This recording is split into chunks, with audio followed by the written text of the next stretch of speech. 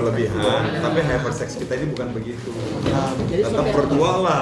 Oh, enggak, karena ada- Gaya-gayanya aja paling kan. Iya, tapi Lebih ke ada- variasi. Ada bocoran sedikit di informasi bahwa ada penyimpangan seksual dalam rumah tangga dan kalian harus trisam gitu. Nah, kan saya bilang silakan ditanya ke pengadilan, pengadilan agama.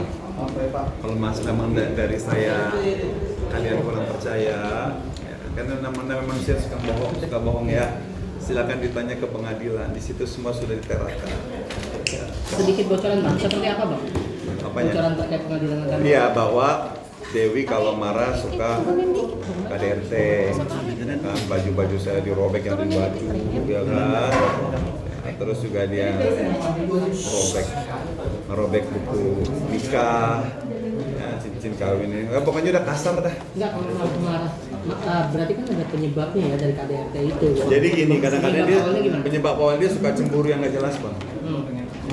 Gitu loh. Ya mungkin pada waktu itu saya ganteng banget bang. Beneran, lu lihat di muka gue. Mungkin dia nggak mau suaminya, ya digoda yang lain. Apalagi kan waktu umur dia masih muda, 19 tahun. Ya kan? Ya pokoknya persis sama kayak kasusnya Pak RT. Dia gampang kena masukan yang tidak dikuping. Ya kan? Udah dengan cuma niat orang lain, ya supaya bikin kita berantem. Padahal tidak ada. Gitu. Berarti ada kan pasti ada akibat itu ada sebabnya bang. Ya itu sebabnya itu. Cuma cemburu nggak jelas aja. Cemburu nggak jelas. Misalnya Bang Ibu, Kadang-kadang saya lagi syuting nih sama Ira Suara pernah.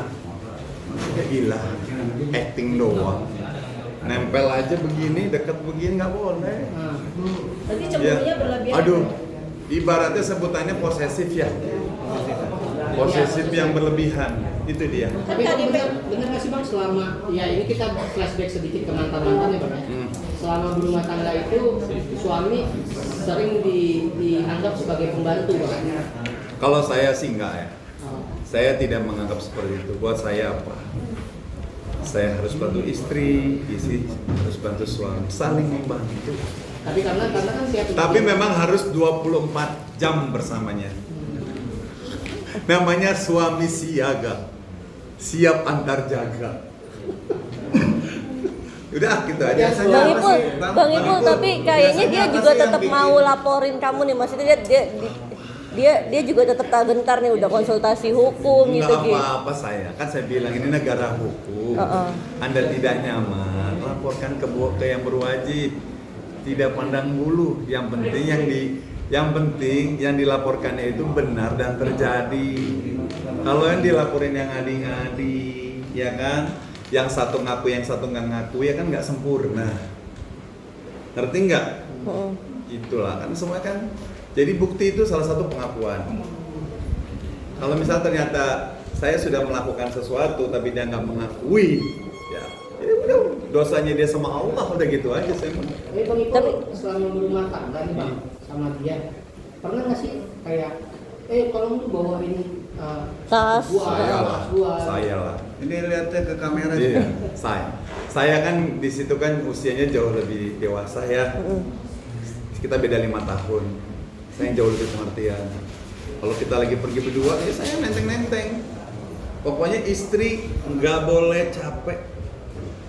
Istri nggak boleh bawa-bawa macem-macem. Pokoknya saya manjakan istri saya semanja-manjanya. Makanya dibilang yang aneh-aneh saya suka sedih. Saya nggak apa-apa waktu jadi saya waktu saya jadi suaminya dia itu saya misalkan harus menurunkan harga diri, nggak apa-apa, ya namanya laki bini. Tenteng-tenteng tas, ya kan, bawain sepatu dia, ya nggak, bawa barang-barang dia, nggak apa-apa. Apakah itu terhina? Tidak. Ya namanya laki bini, saling pengertian aja. Gitu. Berarti kalau misalnya seandainya nanti kamu dilaporin juga kamu agak biarin dia, maksudnya kan terserah dia ya gitu gitu ya. ya. Apa-apa lah, nanti kan dilihat dia ngelaporin saya atas apa. Gitu loh. Siapapun warga negara Indonesia, silakan kalau Anda merasa tidak nyaman dengan orang lain, laporkan ya kan, laporkan ketidaknyamanan Anda apabila sudah dibicarakan secara kekeluargaan tidak ketemu dengan kata mufakat. Kita ini kan punya kepolisian Republik Indonesia yang akan siap. Tadi Ya kan? seperti tadi sempat mengatakan bahwa konotasi orang akhirnya itu berkesimpulan dirimu ketika yang katanya lagi berhubungan dengan sesama jenis, kepalanya ditendang. Bisa jelas dipertegas lagi nggak Bang? Itu bukan saya. Makanya saya tantang sama dia, berani nggak Anda nyebut namanya? Nah, itu aja sih. Saya tantang ini mah berani. Makanya saya nggak tahu motifnya apa. Dia kayak begitu. Yang abang tahu apa sih, pernah sempat katanya itu pacarnya dia. Jadi begini, makanya gara-gara dia cerita tentang katanya dia memergoki lakinya dia, begitu akhirnya saya ingat, alhamdulillah, walaupun sudah hampir belasan tahun tuh saya ingat gitu loh, kalau hal-hal yang sifatnya nggak bisa dilupakan tuh memang nggak lupa gitu. Jadi dia pernah dulu punya cowok sebelum pacaran sama saya. Belum merit nih ya Bang? Hah? Belum merit nih ya? Ya. Jadi waktu sebelum dia jam berapa sih Mbak Eva? Terus belum berapa? Belum asar. Belum azan, belum. Tadi lihat jam dulu boleh. 14.55. Oh udah mau asar. Belum, masih lama. Pokoknya insya Allah. Jadi gini, dulu dia pernah punya pacar cowok. Saya selalu lihat dia berduaan, model pacarnya ya, model. Dulu kita belum jadian. Tiba-tiba satu hari dia nggak ngegandeng cowoknya dia. Ya, gua iseng lah, yang namanya cowok kan, ngelihat cewek sendiri biasa ada gandeng-gandeng kan iseng dong. Mana cowok lu gitu kan? Itu lagi syuting di Trans TV. Dia nangis. Mas, panggil gua Mas dulu, ya kan? Mas, cowokku lagi begituan sama cowok. Gua bilang, gua kaget dong. Nah, akhirnya gue mengarah ke situ, jangan-jangan dia lagi menceritakan yang kronologi kejadian dia sama pacarnya dulu itu loh. Tapi dia bercerita karena lagi ada konflik sama gue, seolah-olah dibuat itu adalah gue gitu. Gue bilang, kalau memang gue ya gue kan ngaku gue, orang kagak ada. Gak usah pusing-pusing cari klarifikasi teman-teman. Panik ke pengadilan agama lah. Ada nggak kejadian kayak begitu? Kalau kita mau cerai laki bini ya, nih yang udah cerai pasti tahu nih, nggak ada yang ditutup-tutupin. Jadi biar apa, memperkuat perceraiannya gitu loh. Ini kenapa? Ada apa? Kata Pak Hakim. Oh ini Pak, laki saya begini. Nah kalau misalkan di situ ada penyimpangan, pasti disebutin. Ada penyimpangan seksual, itu loh. Ya ini Apa sih bang. motif DP Bang Ibu?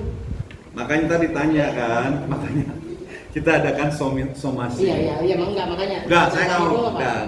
Nggak tahu. Kita nggak boleh lah bang. Kita kan kecuali manusianya sendiri yang ngomong motif saya begini ya. Makanya karena saya nggak tahu kita kasih somasi.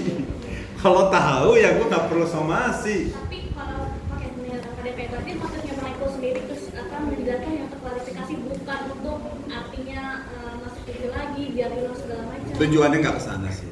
Tujuannya untuk membersihkan nama saya yang kotor.